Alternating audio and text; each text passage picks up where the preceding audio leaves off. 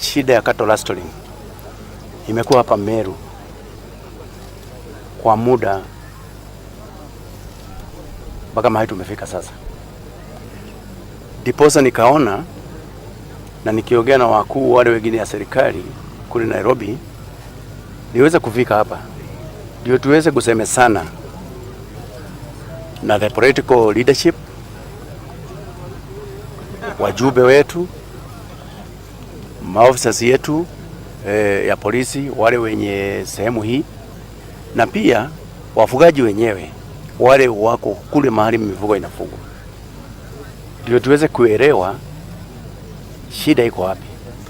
Maana sisi katika jeshi la polisi tunaamini ya kwamba jawabu, solutions of the problems that we have here siko na wananchi ambao wako hapa, wale ambao ni wafugaji. Tumeongea maneno mengi.